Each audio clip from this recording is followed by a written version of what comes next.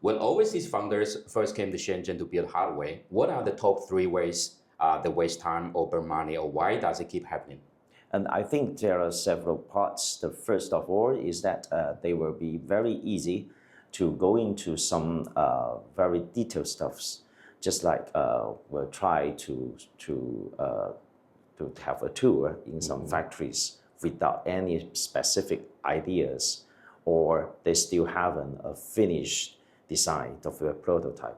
That keeps them changing their ideas and also their designs. They will bring a lot of time wasted. And second, it is not easy for overseas founders just come to China and come to Shenzhen and start to find or to allocate the right supplier at a very short time. Not only for the communications, but also for the networks here. And the third is that even you just get resources, which may be a right manufacturer or contracting manufacturer to your design, to your products, it is not easy for you to go into a long-term communication or relationship with them without anyone helping you locally here. So I think this may be the top three difficulties for this kind of founders. Yeah, I think the business here in China, especially Shenzhen, like the connection, the right connection really matters. Yes. Like it kind of like I think it could be like the first priority for the entrepreneurs, the person that here in Shenzhen. Right. Yes. It will save them a lot of time. Yes, a lot of as we know that there is a saying in Chinese that one C, we call it network. Exactly. So network is very important here. So you have to get your network or help or to leverage some network here to help you solve the problems. Yeah. So which stage kills the most hardware projects, like prototyping, DFM, sourcing, certification, or scaling? What does failure actually look like in those cases? I think DFM and scaling will be the most difficulties. As you may note, for most of the startups, they have very good technology and they have very good know-how to produce the prototype. But to be honest, from prototype to mass production to scaling manufacturing is quite different. It's very difficult. You have to solve a lot of problems like how to choose the right bomb kitting, how to solve the design that can put into mass production and put into like the modern manufacturing production lines. So it is quite different. But if you do not have this kind of knowledge, it will take you months of time to solve the problems. Can you give like an example? So I mean like an example where basically like when they're doing the project, it looked everything's fine, and then one thing happened, then finally it is quite difficult to put into practice. Right. Okay. I can show you examples that we have met from one of our clients. It is a very successful startups in the US, and they have a very good design for medical devices. But at the very beginning, they try to bring the prototype here in China and to discuss with the potential suppliers, including the tooling, the packaging, and the manufacturing, assembly, etc.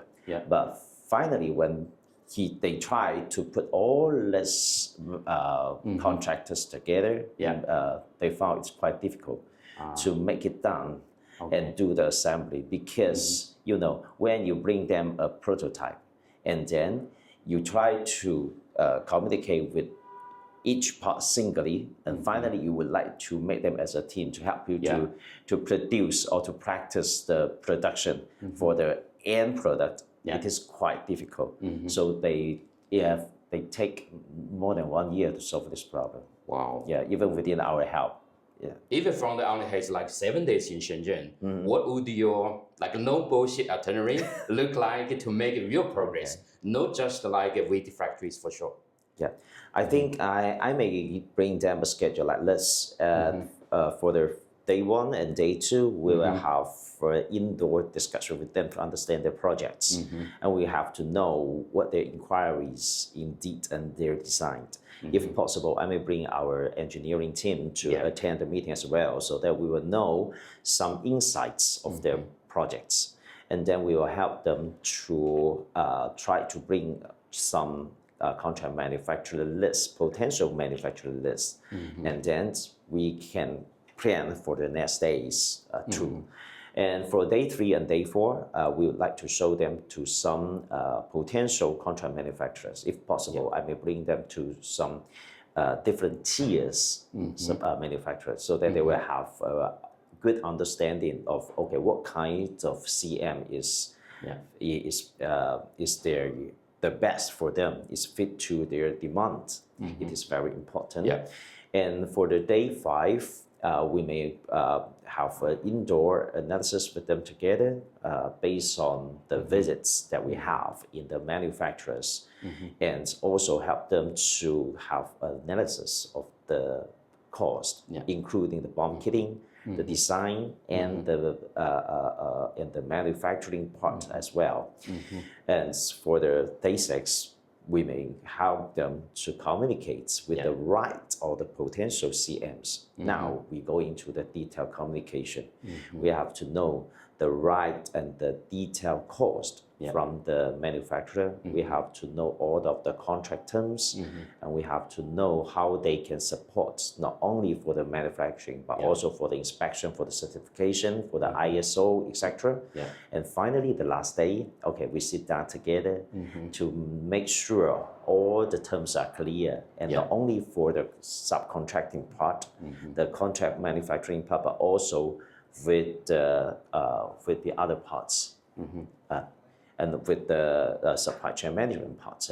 Because like I met a lot of entrepreneurs who came to Shenzhen maybe for the first time. They just wandering around. So I want to ask another question. It's like, what should they skip entirely? If the goal is to look for supply chain solutions or product manufacturing solutions. Yes, I think it will be very easy that you just go to some counterparts or go to some service companies that who can show you to the manufacturer directly. And also, if possible, they can help you to solve your problem or your demands in your bomb kitting directly. It will be very easy for you to judge from what he practiced to know whether it is a real good company or just some companies with some wording only. Understand. So instead of like wandering around and looking for some rental factories, so probably the best way to do it is to find the right counterpart and can show them the right steps. Okay. So seeing is believing. That totally makes sense. For the same product, quality in Shenzhen can range like wildly. Like what exactly causes that pricing gap? To be honest, there are reasons that can bring this gap from different suppliers. First of all, to be honest, because they use different components. As you may know, in Shenzhen, it's very easy for you to find some refurbished parts. But we do not say that for the refurbished part is bad, because sometimes it can solve some very basic problem or shortage in some kind of products, but this will cause very different pricing. Second, you cannot imagine that a big company, a big manufacturer like Flextronics, like Foxconn, they can have the same quotation as a small company only with more or less 100 employees. It's quite different. And third is that even the quotation from the same supplier, if you a counterpart or customers with very long-term business relations with them, ask for the quotation is quite different from the one who come to them at the first time. So that is why I highly recommend that, if possible, go to someone that have good relations in this network. When someone gets a super low quote, what traps are the most likely step into? Okay. I believe there is no free lunch in this world. Exactly. So if they provide a quotation with very low price, you have to take care. Maybe they will just provide a very low price to win the business at the very beginning. But after the contract is signed, they will let you know, okay, you have to pay a lot of extra cost, like in certification, like logistics, supply chain, and even for some critical parts. So take care, especially for the super low pricing. Yeah. They say, like I've been told my friend the last time when they were here in Huaqiangbei, I say like, if you don't know what you're looking for, the water is deep. Yes, you're right. Another founders work with either foreign-run solution firms or fully local Shenzhen teams. Beyond the obvious, what are the real differences in like cost, speed, communication, and accountability? Okay, for a real foreign company, to be honest, it will be very easy or easier for overseas founders to communicate with because maybe they can have the same culture, the same business style, but for sure the price will completely high. And most of the employees or team members in this kind of companies, they are professional managers. So they do not provide you a very apple to apple situation in looking for this kind of solutions. But for some local companies, they may be not that easy for you to communicate. Or at the very beginning, maybe you have to solve some problems of communications or business practice. But a professional local company can help you to solve your real local questions or problems here. They have a very good local network. They know how to ease the difference between a Chinese supplier with an overseas client. Because this is what they are doing. So you can try to leverage the difference and choose the right one to cooperate with. How can founders avoid getting stuck in the chain of contractors? Like, I see so many like different solution contractors. Some of them I cannot even tell if they're second hand, third hand, or fourth hand. So what's the fastest way to spot layers and confirm you're talking to the people actually doing the work? Just like I mentioned just now, maybe you can try to ask a very direct help from this kind of suppliers. Let them show you to the factories. Let them help you to provide some solutions in bomb kitting. Or let them help you to solve co-development problems. And then within this kind of discussion or going to the detailed study, you will easy to separate, okay, this is a good one and direct one, or it is a second hand or third hand. After prototyping, what invisible problems tend to show up in real projects?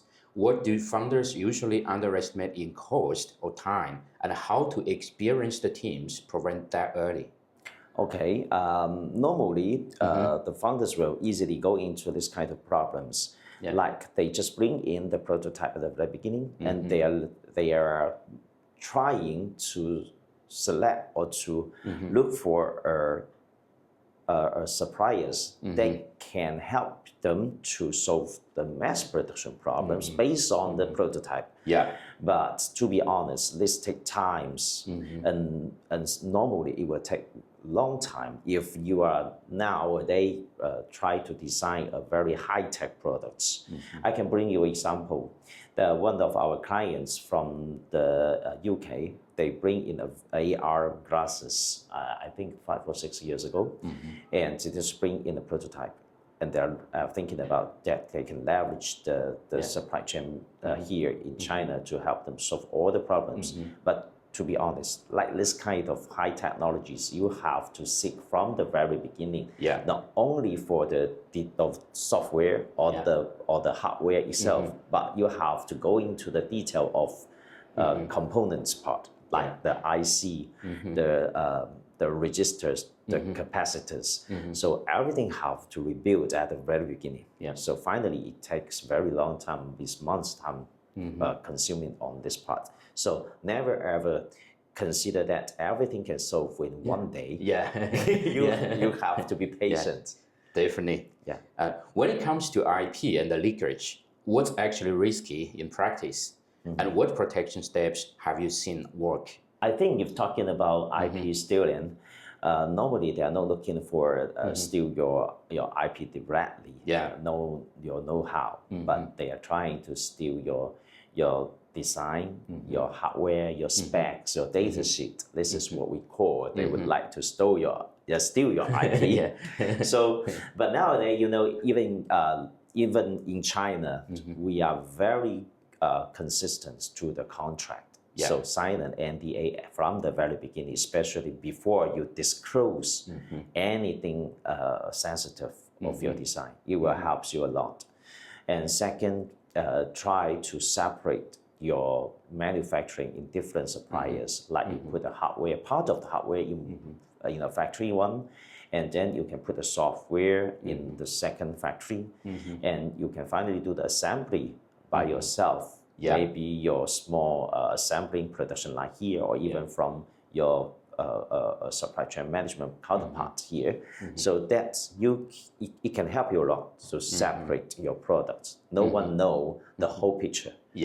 So they actually can use like certain technical ways to avoid all this. Yes, but in this way, the supply chain management is very, very important. Exactly.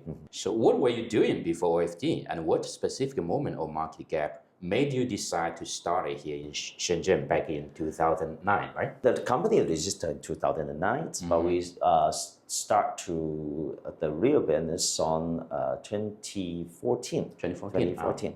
Yes. I used to work in Huawei Technology in the supply chain management department. And after that, I worked in Procter & Gamble. As you know, the company, the laundry company. Laundry company. Yes. Interesting. Yes, Procter & Gamble. So work as an HR department, and then after that, I work in the U.S. Headquarter-based company called CTech International, which is a supplier distributor of electronic components. So after years working in CTech Electronics, CTech International, I become managing director of Shenzhen Hong Kong. So I get the opportunity to know lots of the OEM, ODM, and even EMS factories here in China. So I know that, okay, the whole supply chain ecosystem is very good. It's one of the top tier around the world, but not only in China, especially in the area where we are in. And now we call the Big Bay Area of China. So we are looking for leveraging the supply chain network, the industrial capability to help the overseas companies solve their problems. That is why we start up the OFD business and to bring the high technology solutions to the overseas clients.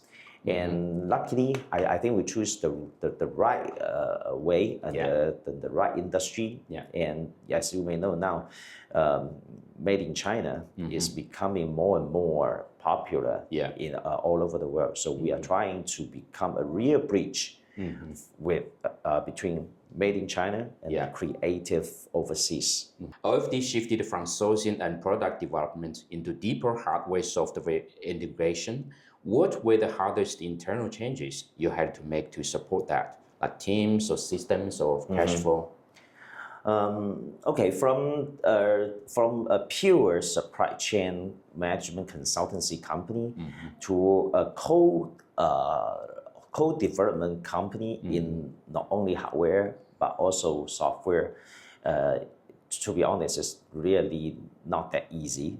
We have to change all the concepts, and we have to have our own team, at least in the architecture or in the integration of the ideas together in-house. So we call it the brand of our company. We will have to understand our customers' needs first, and then we will share our understanding to the other team members or even our partners in detailed practice. So nowadays we have our partners in manufacturing, like EMS, like contract manufacturing, or even some parts of ODM factories. This is our partners. And we will have our product manager, our project manager, and we will have our in-house hardware engineer and software engineer to do the architecture part. So after years of practice, nowadays everything goes to be good, and we know this is the right way to help a company like us to finish or to achieve the targets to our customers. Tell me what kind of projects are the best fit for OFD, and which ones do you say no to? Talking about this part, we always looking for long-term business relations with our customers. So in this way, if nowadays we have customers that come to us and say, okay, this is a one-time deal, we may say no. We may say no because to have a healthy business development to a company, we cannot always pay attention to this kind of one-time deal. And we would like to grow together with our customers. And luckily that nowadays we have a lot of long-term business partnership with overseas clients, and some of them even invite us to be one of their shareholders. So it is very good to our business. So we were consistent on it. Roughly how many projects do you handle per year now? I think more than 10. More than 10. List we only count in successful projects go into real deal or transaction. Like already in the production? Yes, production or going to production already. But talking about inquiries, that will be tens of it. Tens of it. So what types of markets or regions do most of your clients come from? Most from the Americas. Americas, including American, Canada, and also Latin America, and also some from Europe. I was thinking like your website, like OFD runs like an in-core team with a broader like engineering and a partner network. How do you decide what to keep in-house versus like outsource? And how do you manage quality and accountability across that setup? Okay, for the first question is like I mentioned just now that we will keep the brands in-house in our company. So we will make the decision to understand customers and share our understanding to our counterpart. For quality control is very important in our commitment to customers. We build on trust to our supplier first, but we have to monitor as well. So we will have our in-house engineer or our in-house QC team to be there in every key process in the factory. And then regarding all the products before their shipment, we will have our quality inspection team there to do 100% inspection for all of the orders, so that we can help our customers to monitor everything and make sure that all the goods shipped to them are in good quality, so that our customer do not need to waste the cost of logistics. So let's break down a few real examples. Maybe like an edge gateway, an IoT platform, or a point of sale device. For each, like what was the hardest technical challenge, the biggest supply chain issue, and what broke first? I may take the edge gateway as an example. Actually, it is a project we support one of the worldwide big hotel, a chain hotel group around the world. So they would like to have this kind of new product to solve their problem of networking in the hospitality part.